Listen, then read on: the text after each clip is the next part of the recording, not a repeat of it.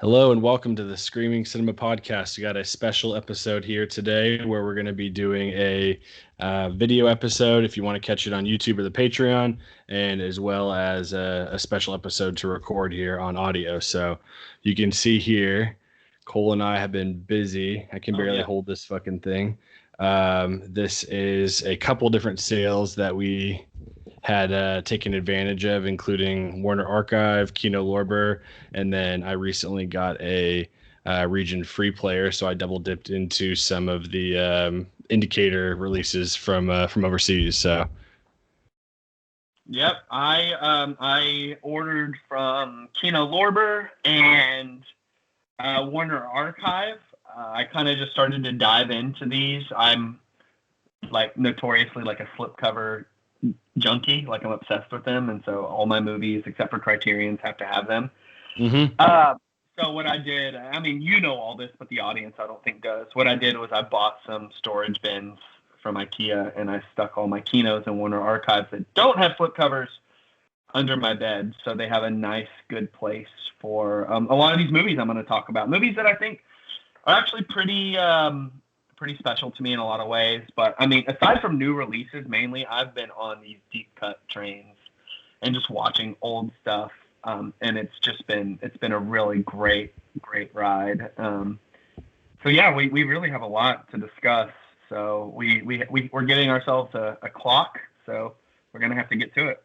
All right, let's start with Warner, because I think that's the biggest one and the one that's that we the biggest one. Yeah, let's got do that. tons for. So let's talk a little bit about what Warner's been up to and how their stuff is going to be distributed now. Do you have any information on that? If not, I do. Yeah, I guess we're lucky. We got to take advantage of the last WB shop Warner Archive for 44 sale. It looks like they shut down or are shutting down the site, moving over to just an Amazon page where, I mean, occasionally Amazon has sales, but there's not going to be like a code that you can use to make them all $11 if you buy 4. You know, like I think they only do that like occasionally for like site-wide 4Ks or things like that. So I doubt they're going to have a time where that happens. I could see them maybe doing like a 30% off sale or something, but definitely nothing going to be as good as this. So I'm glad that, you know, I went kind of all in on it. I bought 1, 2, 3, 4, 5, 6, 7, 8, 9, 10, 11, 12 movies. How many did you pick up? 12. Yeah. 1, 2, 3, 4, 5, 6, 7. And as you know, because I give you an update about twice a week on it, I have another order from them that still has not shipped. So, how many's in that one? Another 11. Oh, nice. 18. That's perfect. Hopefully they ship that soon. Yeah, I think it's going to be another week. So it is what it is. But it gave me a chance to kind of clear out this stack. I was in Seattle for over 10 days or something like that. And so I had a crap ton of stuff to catch up with when I got home. And I'm almost there, but it's a never-ending stream of it. So I got some stuff. And I think what they're going to do, hopefully, is open up a new shop that I think is going to be teaming up with like Universal's. Oh yeah, that'd be awesome. So that's what I'm hoping happens. I don't know if it's just a Universal shop and a Warner Brothers shop. Yeah, I wonder how they're going to do that. Because Warner Archives, they're like one of the few companies that does on-demand releases. That's why it takes so long. You can tell they print everything. I think it's on demand, or at least MOD. Yeah, where you can see the discs are all a certain way and everything is like brand new every time you get it. So they'll probably have to just print monthly or quarterly or keep up with it more instead of doing it that way. It seems like they're going to team up with another shop. But let's just run through what we got really quickly and save two or three at the end if you've watched them or if you have something special you want to hit on. So I will. Let's just go back and forth on it then and see. So I think we talked about this previously, but what I did actually is I pulled up a letterbox list that one of my people I follow had put together, and I had sorted it by popularity rating so I can kind of get some of the highest star rating ones that I might not know about. Obviously, a few I'd heard of before and I knew I wanted to pick up. Other ones I had no idea and were just kind of blind buys based on the fact that they were like over 3.8 or 3.7 stars on Letterboxd, so like almost 8+. But first one I haven't watched yet is Who's Afraid of Virginia Woolf. Oh, that's such a cool one. That's the Mike Nichols one, right? Yep, and this is the highest rated one. I Fantastic. think I have them sorted still in Smart. rating maybe, but this was like, definitely one that I had never even seen or heard of, and I'm excited to watch it. Yeah, it's great. It's great. You're gonna love it. It's really great. Do you want me to do one, or are you gonna go Yeah, through all yours? yeah, just swap back and forth. Cool. Yeah. So I'll go really quick. One that I picked up, which was not on sale, but I went and got it anyway. I feel like I'm missing one, but I guess I'm not. Is Pump Up the Volume, starring All right. Christian Slater. This one was not on Blu-ray for a long time. So I have a VHS, a DVD, and now a Blu-ray of this. This is done by this guy, Alan Moyle. He directed a movie called Empire Records that 90s kids will really like as well. This one's cool, man. Christian Slater.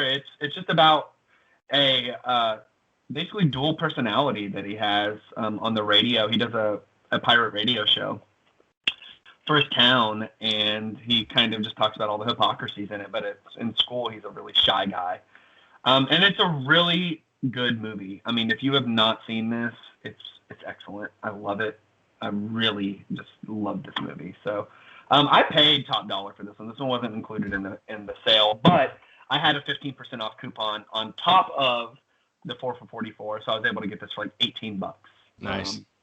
But it's worth it. It's worth it. I thought it was. So I was happy to get it. So I'm gonna switch back over to the ones I've seen at first to start things off. These are all ones I had never seen before. First one is my favorite of the bunch. This is Out of the Past with Robert Mitchum and Jane Greer. It is a noir where it's kind of an interesting story, actually. It's like this guy he's got this crazy house in Lake Tahoe, has a girlfriend or wife that shot him but didn't kill him and ran away. And they send Robert Mitchum down to South America to track her down and find her. Finds her, falls in love with her, and then tries to run away with her, and kind of where the story goes from there. It takes a kind of cool third act with some getting framed and set up, but he's awesome in it and highly recommend that. It's probably one of my top 3 noirs. It has young Kirk Douglas in it too. He's not even billed from the old poster, but Kirk Douglas plays the bad guy, so it's kind of cool. Hell yeah, man. I love Robert Mitchum. So we've talked about some ones that you'll have to catch up on this summer that are on Criterion that he's in. So yes, absolutely. I got a couple of recommendations there. So here's one. This is horror in a different way. This is about a plane crash survivor. It's called Fearless with Jeff Bridges and Rosie Perez. Have you heard of this film? No, she keeps popping up in movies I've never heard of, though. Yeah. I have a couple Rosie Perez movies, actually, that I'm going to talk about today. Yeah, I mean, I grew up knowing her movies, from Do the Right Thing to White Men Can't Jump in this one. So, yeah, this movie wigged me out as a kid. He just kind of takes on this different persona in his life after, like, surviving this plane crash. He kind of falls out of love with his wife, played by Isabella Rossellini.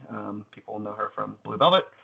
And just loses fear and everything. He's, like, not allergic to strawberries anymore. All this just weird kind of guru kind of mentality that he takes. And the film is beautiful in this way. It's nice. Really moving.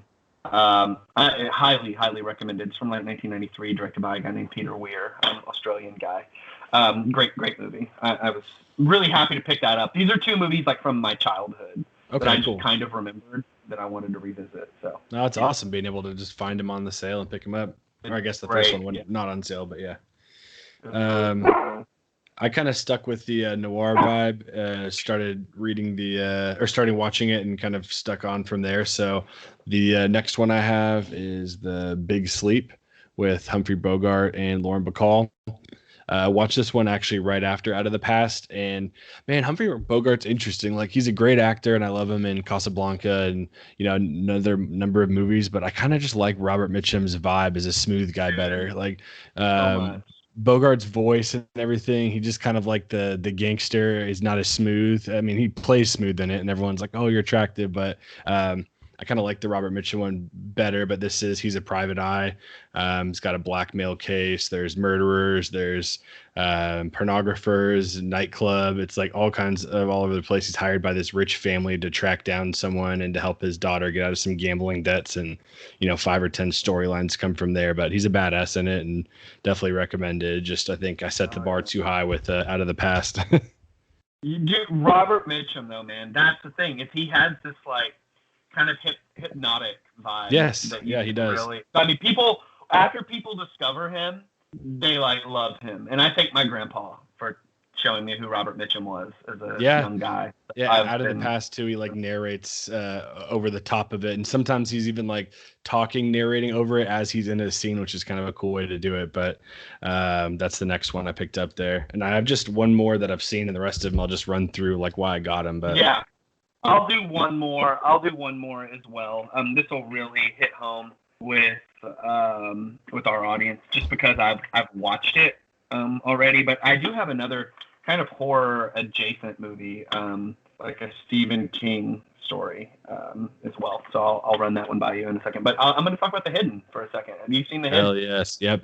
That was the first sale I got. I got that one because it was recommended, and it's fucking bonkers. Yeah, it's crazy. I loved it. You get a couple Twin Peaks characters in it, or actors in it. Of course, Kyle MacLachlan, who plays a very weird guy in this movie as well, and then Michael Nouri, who's in Flashdance and shit like that. But basically, these crazy, beings, these people are coming, and they're just committing all these crimes and doing all this like weird stuff, and they can't kill them. And you find out that it's just. Oh, I'm not going to spoil it. If you haven't seen it. No, it is crazy. They're really into Ferraris. That's what's funny about it. Yes. And heavy metal music. Yeah. Yep. It's like a body swapping alien too, which is awesome because you get like, them fighting people who are like, what are you doing? Or, it's just the act. It's like, what do you even call that? It's like a blend of like 80s kind of comedy, sleaze, action, but also like, some sci-fi and horror elements in there. So. Yeah, it almost has this punk rock attitude to the movie. There's one part what's crazy. I mean, I thought that this was amazing in it, but the way that they have to track, I'll say, what they're looking for or who they're looking for is what adds a really interesting element into it. You become suspicious of dogs, all these things. It's great. It's a great movie. I was stoked. I have a question for you about Warner Archive after we run through ours and just like your history with them after we run through ours. So just go ahead and run through what else you got. Yep. One I have, it's I think it's actually in my DVD player still, but Best Years of Our Lives I saw. It's actually a Best Picture winner, so it's in my collection there that I have, and one of the few 5 out of 5s I've given in a long time. So that's a cool kind of post-war one, and it's awesome too because World War II ended, and then this movie was shot 2 years after, and it's about people coming back and adjusting through the war and relationships. So kind of cool to get like a real vibe of when it happened instead of just kind of the stuff we see now. But then I also got A Streetcar Named Desire. This is with Marlon Brando and Vivian Leigh. Her character kind of grated me on a bit. I think that's kind of the part of it, but just a great action or great acting movie. And Marlon Brando, just his character is fucking like insane. They just show like this most like slummed up, inside New Orleans, right off Bourbon Street. They just get like blackout drunk every single night and fight, and just kind of takes from there. So that's an interesting one. Did you like it? Yeah, I did. I mean, I heard really good things about it, and I think it's just a little bit like it's a ensemble acting, like character acting, kind of melodramatic. Yeah, exactly. So it's not necessarily up my alley with that, just because it's straight drama, which I don't mind. But it wasn't one as good as some of the other stuff I'd seen lately. But have that one. Whatever Happened to Baby Jane? Haven't seen that one yet. Shop Around the Corner with James Stewart and Margaret Sullivan. Oh my gosh, who directed that? Is that a Frank Capra movie? Let's see. I don't know. This is so cool that you got all those. I didn't know you got all these. I love James Stewart, Jimmy Stewart. It's directed by Ernst Lubitsch. Okay, Ernest Lubitsch. Yes, Ernest Lubitsch. Cool. And then I got The Setup. Boxing. Never heard of it. Yeah, Robert Wise and Scorsese have a commentary on it. Nice. But it's an RKO movie directed by Robert Wise. Looks pretty cool. Gun Crazy with Peggy Cummings and John Dahl. I've never heard of that one either. Nope, that was like way up there though. It's like a it's kind of weird. It's a sideshow sharpshooting act, and then bank robbers on the run kind of combination. So should be interesting. This Yeah, one that's I've heard. This one ever yeah, since I've dude. been looking up the Warner Archive sale has been recommended, and I finally got it this time. Night Moves of Gene Hackman. That's a cool one. That's a really cool. See, that's the stuff that I get really jazzed on. These kind of almost forgotten Yep. kind of thriller kind of. I love that shit. And then I got a couple horror titles here to finish up. I have the Curse of Frankenstein. Oh, very nice. Um, so this one has Christopher Lee in it. It's a Hammer film, directed by Terrence Fisher. And then The Swarm, which I'm really excited about. I love these kind of older disaster movies. They're fun.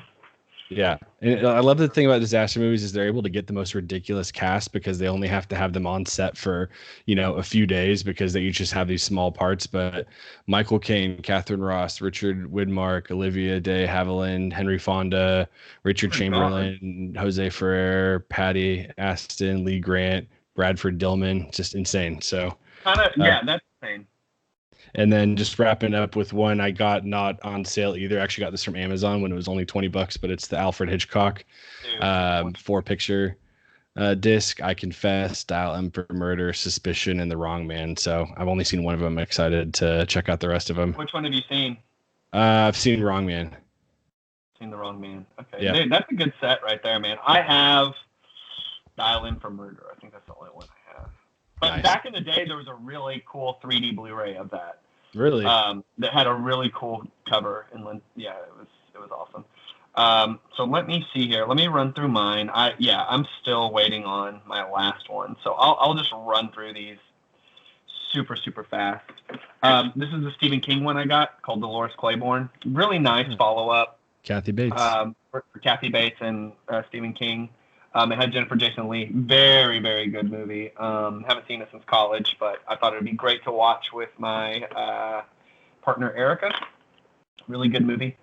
Let's see. Running on Empty. I'm a big fan of like late 80s kind of movies, and this is directed by Sidney Lumet. It has River Phoenix and Judd Hirsch, who I used to like a lot watching Taxi. So this is a really cool environmental thriller. So check it out. Just look it up. I'm not going to read the synopsis, but read the synopsis. I've never seen it, but I was like, hell yeah, I've got to see that. This is a movie my grandpa showed me. It's a Peck and Paul movie called The Battle of Cable Hogue. I just got it for sentimental reasons. Just reminded me of my grandfather, who's no longer here. I've heard good things about that. I got some westerns coming up later. It's a good one. And then one that everybody should know, The Witches. How can you not have this movie? Right. I got those, and then really quickly I'll run through my ones that haven't gotten here yet. I'll start with the ones that are most relevant to our audience. The ones that are most relevant, I bought The Horror of Dracula and Night School. Horror of Dracula is a Hammer film. My thing is that I'm getting really into now is like now I feel like I need all the Hammer movies that are on Warner Archive, so I may start trying that. And then Night School is just a movie that my editor, Preston Barta, reminded me about, so that I need to check out. So then I also got Jeremiah Johnson with Robert Redford, Drop Dead Gorgeous, My Favorite Year, just sounded cool, Peter O'Toole movie, him and a copy. Brewster McCloud, it's a Robert Altman movie with Bud Cort, and it takes place in Houston, where I live. Hudsucker Proxy, How Can You Not Love the Coen Brothers, Joe versus the Volcano. I've never seen that one. I'm heard it's really weird. Tom I've heard that too. It? No, it was on my list too, and I was looking at it. I had maybe 10, not rejects, but 10. I'm like, I can't fit it in now that I want to get later. So that was one of them. I could have easily have spent $300 or $400. I know. Don't let myself do that. I got Reversal of Fortune. No real reason other than I like mid-90s legal thrillers. This has Glenn Close and Jeremy Irons, and I can't see who else is in it. I can't remember. And then I got My Blue Heaven with Steve Martin and Rick Moranis. I've had a couple of Rick Moranis movies come through my Blu-ray player the past couple of days, so I picked those up. A lot of those are actually on HBO Max, but I don't know. I wanted them. So yeah, man. Those are the ones I picked up from Warner Archive.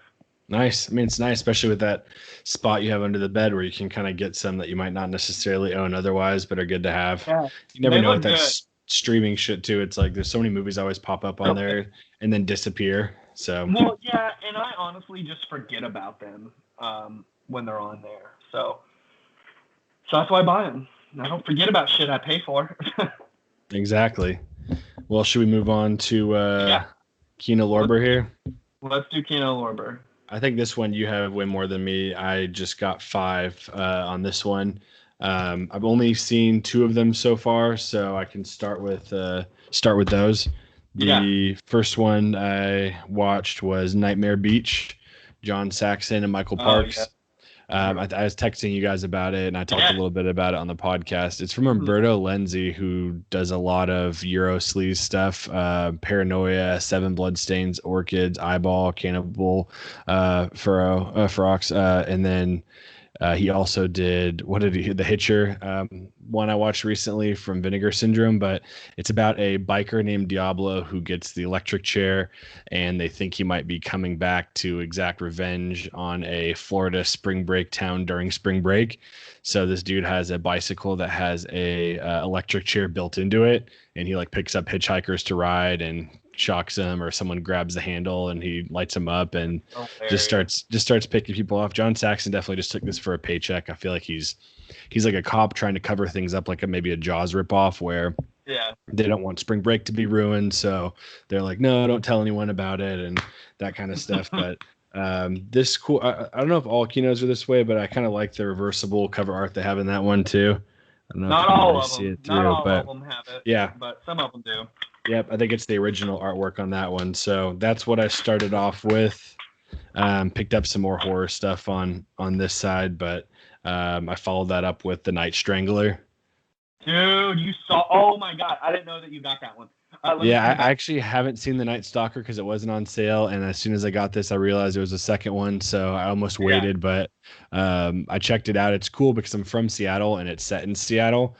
It's about a serial killer, serial strangler who crushes the victim's windpipes and then leaves behind residue that makes it look like it's a dead person. That's kind of where I'll stop it. But it's a really interesting film, and I don't know what genre to call it. It's it's a TV movie, right, from back in the day. But it's really dark, but there's also kind of comedic element with the main character. What's his name again? Remind me. Darren McGavin. No, I know Darren McGavin. People know him from Billy Madison and yep, stuff like that. But what's his detective's name? Oh, Kolchak. Kolchak. Yep. Yeah. So I saw The Night Stalker.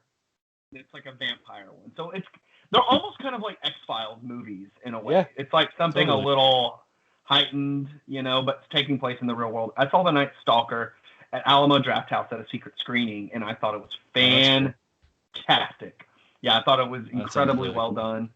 And the movies are short too. They're like right under 90 minutes because they're made for TV. Yep. That's why I like some of these 40s and 50s movies too. It's all 72 minutes. It's like just made perfect time where you can kind of knock them out and not have to get start halfway through and finish it the next day because you pass out or something. Right. Yeah. No, exactly. I mean, and the thing is too, so Kino Lorber, they're going to release I think the TV show that this show was based off of. So nice. I'm going to have to check that out. So I need to pick those Blu-rays up. They have slipcovers. So I need to find them. I just don't really want to pay the premium for them. So yeah, man, those are great. I had no idea, or it didn't register that you were watching those, but that's really cool. Yeah. The rest I can just run through quickly here. Just the ones I got. Cannibal Apocalypse with John Saxon also. Man, he's all over. He is. He was in some. Oh, he was in Tenebrae too. He was the agent. Right. We looked that up. We talked about that the other day. Yep, he's all over. So we'll be. I'll be talking about that on the next podcast episode. But the cover of this one. Just look at that. Dude, it's sweet. How could you not want to watch another? I think this one is another Italian one. Edmani Amati presents. Yep. So there's that one, and then 2 more older ones. The Man with X-Ray Eyes. Fun. I really wanted to get. Yep, I really wanted to get the second sight one of this one, but I could not pull the trigger because it's import and it's like $40. It looked really cool though, but just decided to get this one instead because I think it was like $12. So um, heard cool things about it, and you can see like actual character. I like the way they do his eyes, like creepy as hell. And then one of the first zombie movies, White Zombie, Very nice. with Bela Lugosi. Cool. That's a cool one to pick up. Yep. So that's kind of that was my 5. Nice, man. Something to say really quick that might lead you down another rabbit hole. Yeah. Check out Ray Milland. I just heard of him. I mean, apparently he's like really well-known actor, but I just knew him because of Kino Lorber, which is why I'm such a dedicated follower of their work and I review their shit all the time. A movie called Lost Weekend. It won Best Picture in the 40s, and it's directed by Billy Wilder, who did The Apartment and Some Like It Hot. So I'm going to really recommend that to you. I have that one on Blu-ray. I watched it a couple of months ago, and it's basically about Kino Lorber. Kino Lorber released Blu-ray too. Yeah, you're going to have to check it out. It's basically about a guy who is an alcoholic in the 40s, and he's trying to cover it up. And it's really interesting. I thought it was a very, very good film. And Ray Milland won Best Actor for it, and I believe it won Best Picture. So. Yep. Well, that's probably my cue. Then I've been, I started buying them all like new on Amazon, and it's like usually like $17, but I decided to go on eBay instead to pick up like the last 10 that I bought for my Best Picture collection, and it's been awesome. So I'll have to check it out that way. Yeah, you will. You will. I was dumb and sold my copy on eBay, and I'm like, why did I do that? Before I had this situation figured out, I was like, I don't have room. Oh yeah. So I'll run through mine. I picked up 11 movies from Kino. Nice. I believe 11. I picked up. So I'll start with Spike Lee. I'm a big Spike Lee fan. So I picked up all of his films that they have, minus Mo Better Blues for whatever reason, because I think I already had that one. I just bought that one on digital, so whatever. He's one of my favorite filmmakers. This one was amazing. Summer of Sam. I haven't seen that one yet. It's great. It's fantastic. So it takes place about the Son of Sam killer in the summer of 1977. Came out in 1999. Has Adrian Brody, John Leguizamo, Mira Sorvino after her Oscar win, and Ben Gazzara, and a few other people that you would know. He's got a few go-tos with his kind of ensemble he uses all the time. It's funny. Yeah, he does. You'll see a lot of famous Spike Lee faces in this one. Yeah, it just really tracks that summer, and it does it in a way through the lens of like kind of toxic masculinity and like kind of xenophobia. And Adrian Brody just plays this punk character that the Italians, man, they really go after him because he's an Italian guy. And it's an interesting film. John Leguizamo really goes for it, and it's a long one, but we really liked it. I'll run through these really quick. Jungle Fever, Wesley Snipes, Gabe Samuel L. Jackson. His breakout performance. This is the breakout Samuel L. Jackson performance. Don't let anybody tell you otherwise. He kind of does the same stuff that he did in Coming to America, like holding people to gunpoint and stuff like that. But very moving performance. Kind of a goofy movie, but solid. I would really suggest it to anybody who likes Spike Lee. Clockers, really cool movie, kind of like The Wire before The Wire. Has Delroy Lindo in it. Mm-hmm. Isaiah Washington, Mekhi Phifer, Keith David. Cool movie. I saw this in college. Haven't seen it since, but very excited to revisit it. Nice. And then lastly, Crooklyn. This is a Spike Lee blind spot for me. Just a coming-of-age story. Another Delroy Lindo, Afri Woodard movie. But yeah, so those are that one. Those are those. Everybody knows I love David Lynch, so I picked up Lost Highway. Yep. Tender Mercies, Robert Duvall won an Oscar for this movie. Just kind of about a washed-up country singer. Really kind of cool movie about down in Texas, man, I don't know. Everyone wants to act like they're tough, so it's like tough Texas men showing emotions. I love it. That's cool. Yeah. Brick, Ryan Johnson's first film. Never really loved this movie, but always respected it. Have you ever seen Brick? No, haven't. Oh, man. Yeah, it's cool. It's got Joseph Gordon-Levitt in it and a bunch of people from 2005. Pretty cool movie. It's a noir for sure. I'm excited to revisit it. I've never really, like I said, never really loved it, but I respect the hell out of this movie. So thought it'd be fun to watch with my girlfriend. This is the main one that I'll mention. Lorenzo's Oil scared the shit out of me as a kid. My mom showed it to me. It's about a kid who gets pretty much a disease that eats his brain, and his parents try to find a cure. It's brutal. It's brutal. Very good. If you have kids, I'm sure it'll break your heart, which I know you do.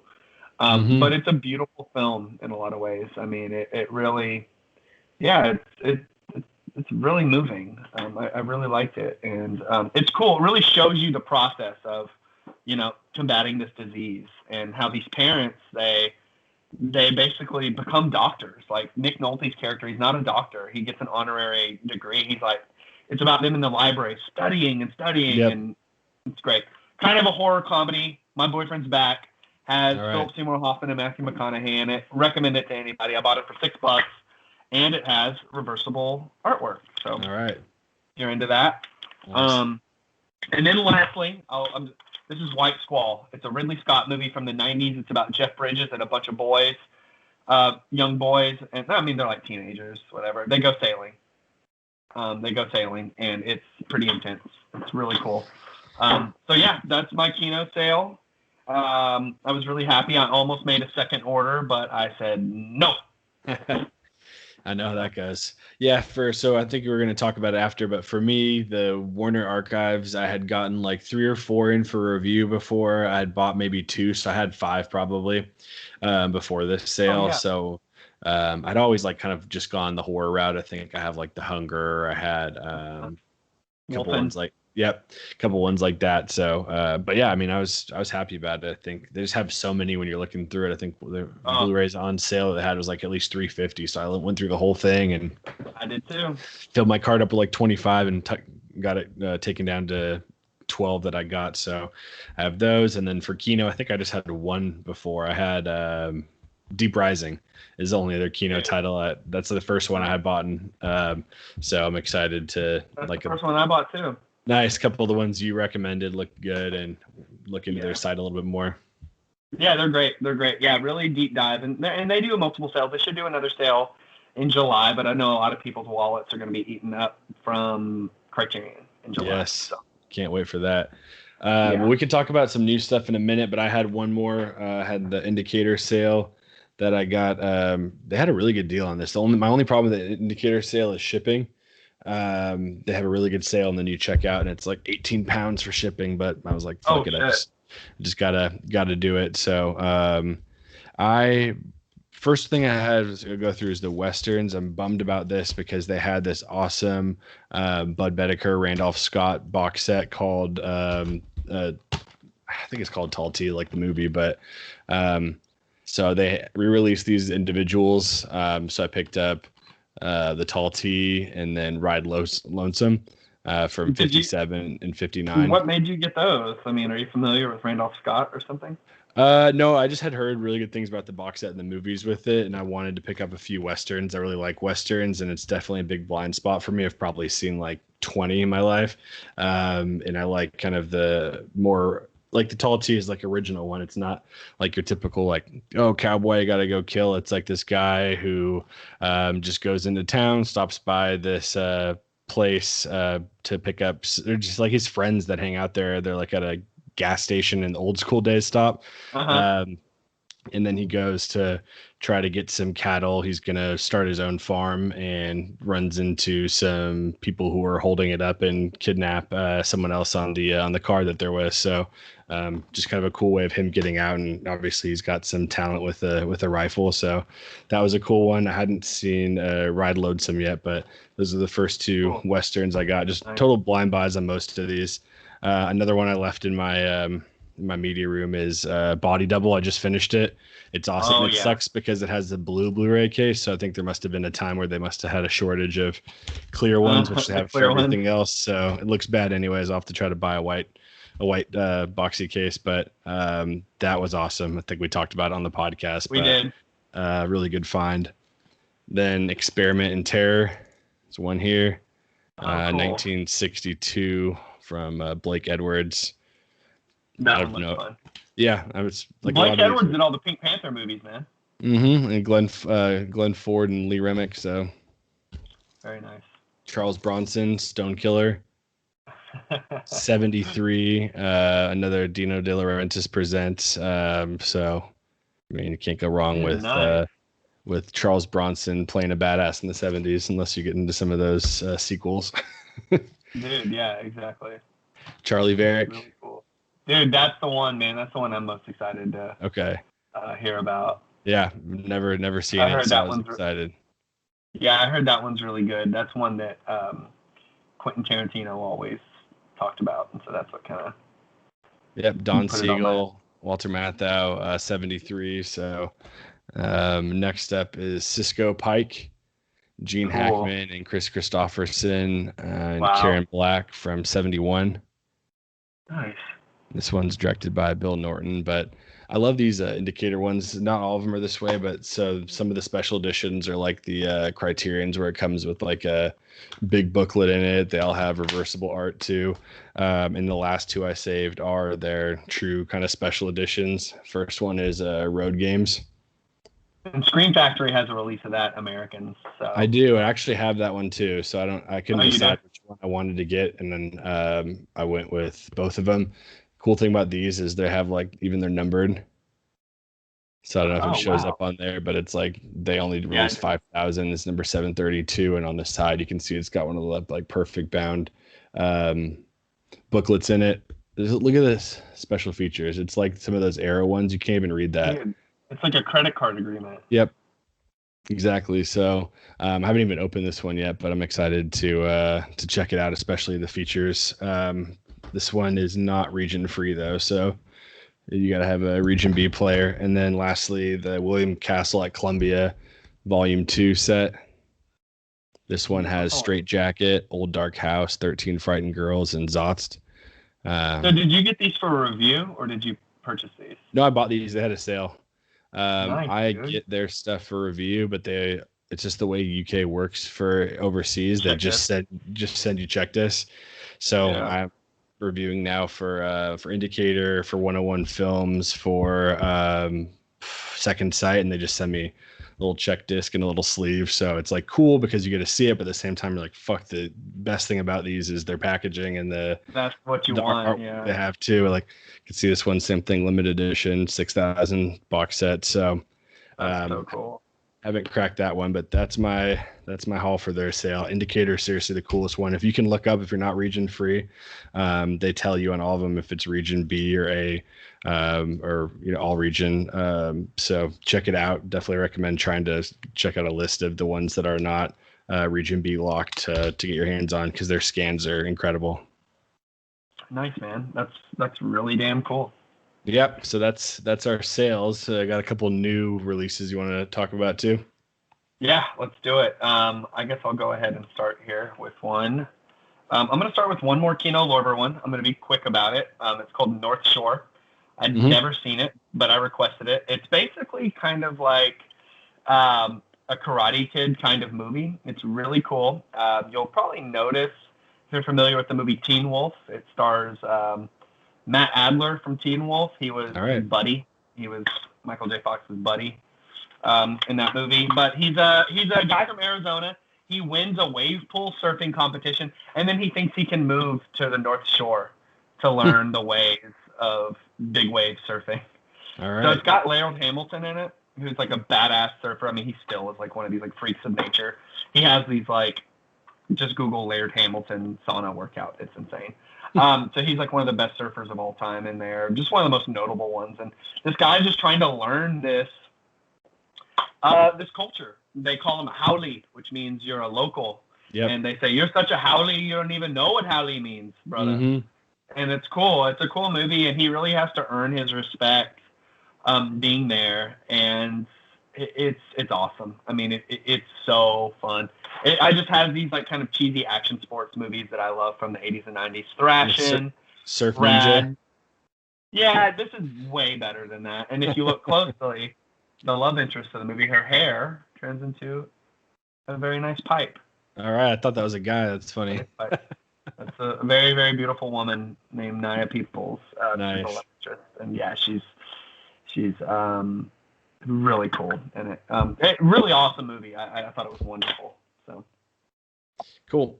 First up, I have a bad movie with good special features and a nice package. I've got this one in for review from Warner Brothers, and that's Wonder Woman 1984. I think everyone saw it on HBO Max when it came out, but it's got like this.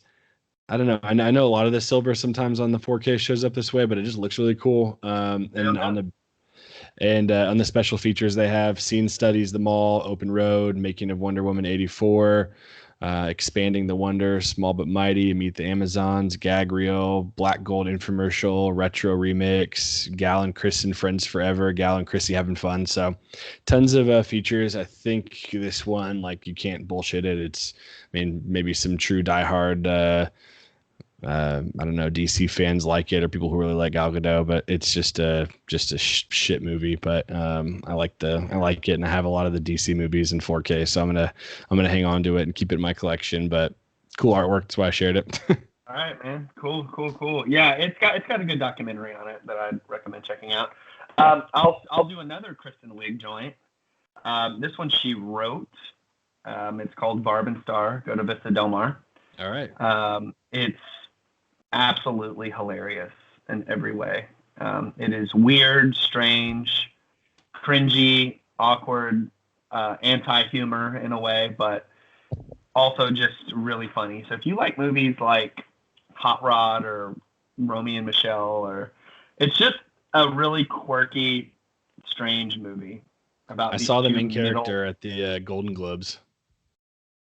Oh, really? Who? Yeah, they presented something as Barb and Star. They sure did. I remember that now. I remember that. Yeah, so they just kind of have this, really wholesome. They're from Nebraska, and they just kind of talk. I'm kind of more Canadian, but it's great. I loved it so much. And look at this artwork. I mean, come on. Yeah, that's awesome. It looks like a kid's book instead of a slipcover. Dude, it is absolutely not for kids. I mean, it's PG-13, but it's an awesome movie. I loved it. So. I think you'll have one of these, but this is one of the two 4K Severins are going to be talking about. Day of the Beast. Mm-hmm. Got this. We talked about that on the podcast a couple days ago. From MVD. So if you want to check out the pod, we have a kind of in-depth conversation on it. But cool slipcover to have.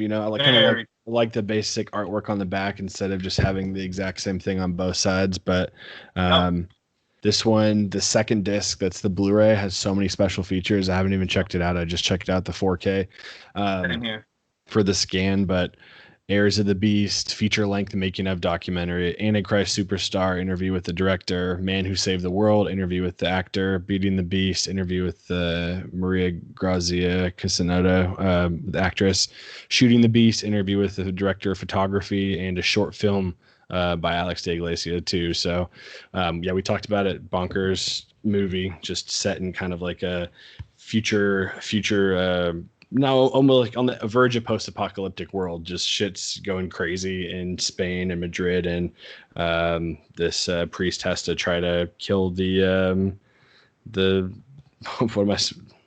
Antichrist. Yep, he has to kill the Antichrist. Will they do it? Who knows? There are so many special features on these, man. I'm not super familiar with Severin's lineup, but these two releases were so cool. I don't know if all their stuff is going to be as good as this, because I think they really specialize in like grindhouse stuff. So I don't know if that's really for me totally. Yeah, they have some. They've been doing a lot of Italian stuff lately too, or like Jaws knockoffs. They have a few like movies coming in the pipeline. I think I'm getting in for review, but they're like a more highbrow Vinegar Syndrome, I think, is where I'd put it at. So okay, yeah, interesting. So Vinegar Syndrome is not. They're saying like in the films that they choose. No, yeah, it's just all just like smut. A little sharper. Yeah. I love it though. I mean, I got that big sale from them the other day that had lots of cool stuff in it, but it's just like dirty, grimy slashers. I mean, I know this stuff is some grindhouse, but it's definitely a cool label. Yeah. Okay, cool. Well, this is the other one. This is the one I mentioned this on the pod too, but I'll talk about it here. This is Perdita Durango. Here's the alternate artwork. And yes, that is Rosie Perez and Javier Bardem. Yes. Here's the back. You see it, and then the back of this one. Oh, So nice. yeah, it's a great movie. Really weird in a lot of ways. If you notice I just noticed this. There is a fetus. So there's fetuses in this movie. That's a plot point. They're going to use fetuses to make cosmetic lotion, make like Clinique, basically. But yeah, it's a beautiful looking film in a lot of ways. Really gross and grimy. I said it kind of reminded me of like a Dusk Till Dawn meets Out of Sight. Yeah. It's a good road movie. Really disturbing in a lot of ways. This has interviews with Alex de la Iglesia, On the Border is what it's called. Writing Perdita Durango, interview with writer Barry Gifford. So it's a gringo who wrote it. But there's gringos in the movie, and they kind of get their comeuppance. Dancing with the Devil, an appraisal by film scholar Rebecca McKendry. That would be interesting to me. I kind of like essays. And then it looks like there's some stuff on cults about like narcos who are also like priests. And then there's called I don't know. It's kind of a lot to handle. Then Shooting Perdita Durango, interview with director of photography Flavio Labiano. So yeah, dude, crazy shit. I'm been really happy lately, so it's been good stuff. Yeah, that's all I got. Discs are definitely loaded, so I think we had a pretty good set month here. I know. I need to see what we're gonna do for next month. I'm sure July or August you can do some Criterion stuff, but need to fill in the gap. I guess just review copies of some of the best stuff we recommend instead of these huge massive hauls. We can go a little bit more in depth, but like doing these bonus episodes, and I like the doing it with video. I think it's cool to add that, especially when you're talking about movies and artwork. It's like you can't really describe what you have unless you have it in your hands and can show it off. So yeah, I mean, I even have a few that I wasn't even able to mention, some high profile stuff too, that I just didn't even have time to mention. So it's been a crazy month. I feel really happy with what I was able to cover and watch and review. So yeah, me too. And ton more stuff coming in too. I know we were talking about it before, but I think May is like insane for theaters and also for some cool movies coming out. I know we're both excited about the Donnie Darko 4K from Arrow. That's the one that I'm most excited for. So yeah, we're gonna have to spend like 5 hours watching all the special features so you can I've seen most of them already. Oh, that's true. They probably just ported over the stuff from the Blu-ray, right? Yeah, but the packaging is new, and there's like some new posters and artwork and stuff. Oh yeah, we'll go through that. Well, thanks for joining us on this bonus episode with Physical Media. Hope you guys like this. We can continue pumping these out for you because I know Cole and I have always way too much to talk about than what fits on our 90-minute podcast episode about physical media. Yep. Yeah, man. Well, we'll continue to text this weekend about what we watched, and yeah, well, this is great. So I guess that's it. Yeah, catch you guys in a couple weeks. Great. Export. I have to pee.